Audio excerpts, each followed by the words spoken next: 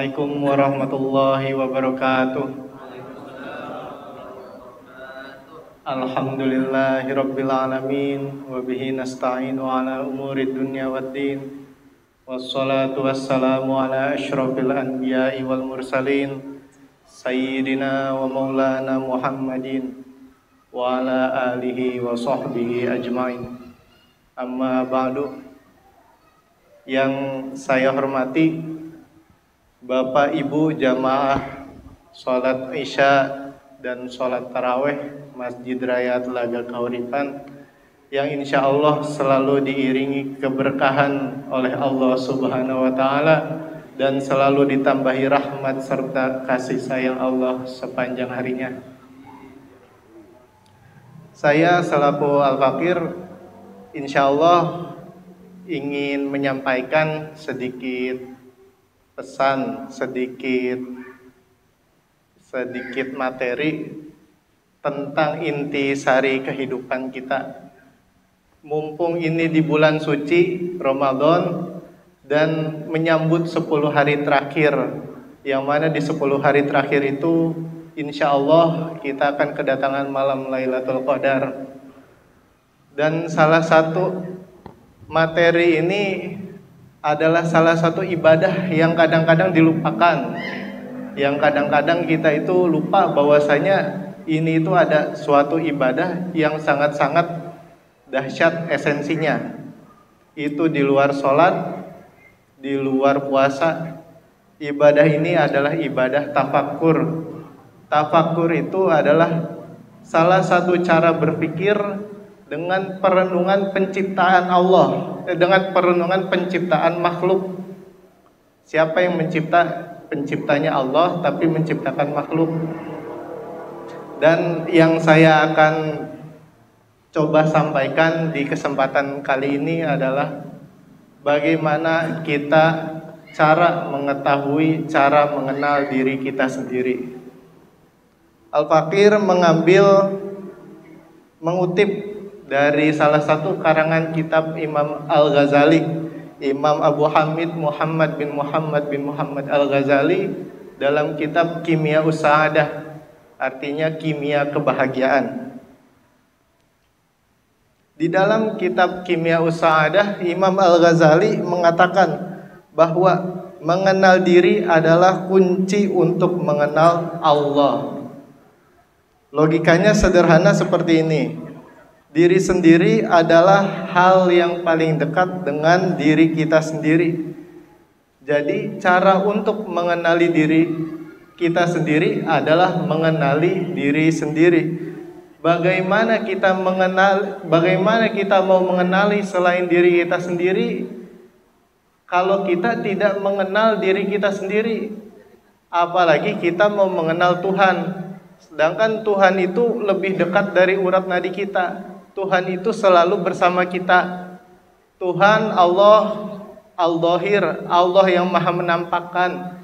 Allah telah menampakkan kita. Al-Qawi, Allah maha yang menguatkan. Allah menguatkan kita. Allah memberi daya upaya kita, yang sering kita sebut la haula wala quwata illa billah. Tidak ada daya dan upaya kecuali dengan pertolongan Allah.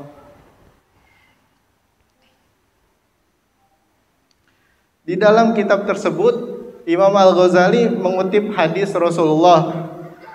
Hadisnya yang bersabda, "Man arafa nafsahu faqad arafa rabbahu." Barang siapa yang mengetahui dirinya, maka mengetahui Tuhannya. Dan juga menukil surat Al-Fusilat ayat 53 yang berfirman, "A'udzubillahi minasyaitonirrajim. Sanurihim ayatina fil afaqi wa fi anfusihim hatta yatabayyana lahum annahul haqq." Al-ayah.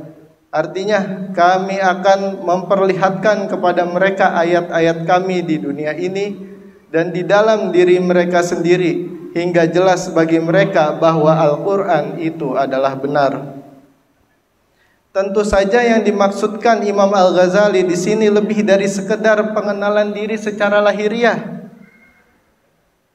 bukan tentang seberapa besar diri kita, bagaimana anatomi tubuh kita, atau seperti apa wajah kita dan sejenisnya, bukan pula atribut-atribut sandang sosial seperti status jabatan, tingkat ekonomi, prestasi, dan lain sebagainya. Lebih dari itu, yang dimaksud dengan mengenal diri oleh Imam Al-Ghazali adalah berusaha menjawab pertanyaan-pertanyaan sebagai berikut. Nah, pertanyaan ini yang harus kita renungi, kita temukan jawabannya yang ada di dalam diri kita sendiri. Yang pertama, siapa aku dan dari mana aku datang? Yang kedua, kemana aku akan pergi? Yang ketiga, apa tujuan kedatangan dan persinggahanku di dunia ini? Yang keempat, di manakah kebahagiaan sejati dapat ditemukan? Di sini kita diantarkan untuk memilah mana yang bersifat hakiki dalam diri kita dan mana yang tidak. Serentetan pertanyaan sederhana namun sangat kompleks. Butuh perenungan diri untuk menjawab satu persatu pertanyaan tersebut. Jawabannya mungkin sudah sangat kita hafal, tapi belum tentu mampu kita resapi hingga menjiwai seluruh aktivitas kita. Jamaah sholat tarawih dan sholat isya dan tarawih Masjid Raya Tlaga Kahuripan, untuk mengenali diri sendiri, Imam Al-Ghazali mengawali penjelasan dalam kitabnya membagi tiga sifat manusia yang bersemayam dalam diri kita. Yang pertama itu sifatul bahaim, yaitu sifat-sifat hewan. Yang kedua sifatul syayatin atau sifat-sifat setan. Yang ketiga sifatul malaikah atau sifat-sifat malaikat. Apa itu sifat binatang? Seperti banyak yang kita jumpai, binatang adalah makhluk hidup dengan rutinitas kebutuhan biologis yang sama seperti manusia. Jika hewan bisa tidur, manusia juga sama bisa tidur. Manusia lapar, maka makan. Hewan pun sama. Ketika hewan lapar, hewan makan. Ketika hewan marah, maka hewan akan menerjang. Jika manusia sama, lapar tinggal makan, ngantuk tinggal tidur, apa bedanya dengan hewan?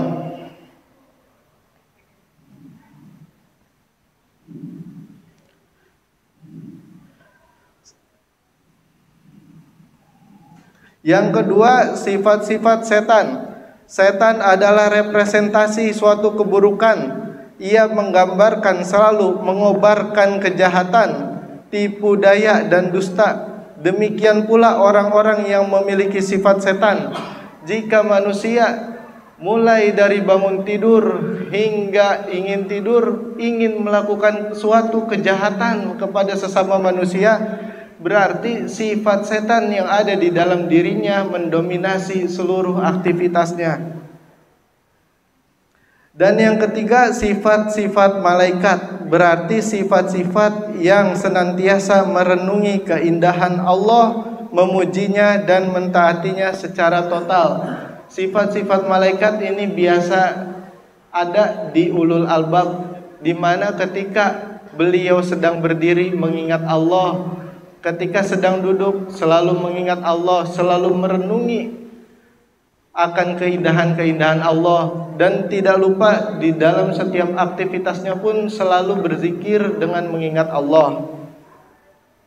Ringkasnya, kebagian sifat hewan adalah ketika ia kenyang, mampu memuaskan hasrat dirinya, atau sanggup mengalahkan lawan untuk memenuhi kepentingan dirinya sendiri.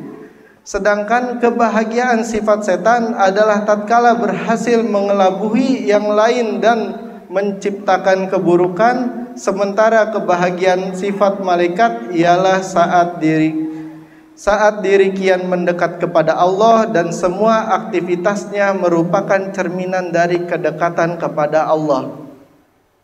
Jamaah sholat tarawih Masjid Raya Tlaga Kahuripan, untuk mencapai jiwa yang didominasi sifat malaikat itu, untuk jiwa yang didominasi sifat malaikat secara utuh, Imam Al-Ghazali menekankan adanya perjuangan keras dalam olah rohani atau biasa disebut mujahadah demi proses pembersihan jiwa. Jiwa yang jernih akan memicu munculnya cahaya ilahi yang memberikan petunjuk manusia akan jalan terbaik bagi langkah-langkahnya. Allah berfirman dalam surat Al-Ankabut ayat 69, A'udzubillahi minasyaitonirrajim, walladzina jahadu fina lanahdiyannahum subulana, al-ayah.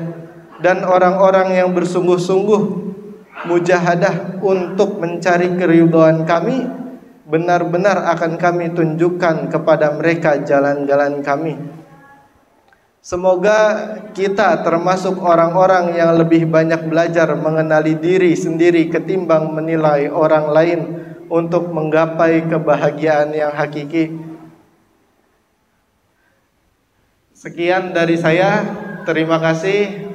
Wallahul muwaffiq, wallahu a'lam. Wassalamualaikum warahmatullahi wabarakatuh.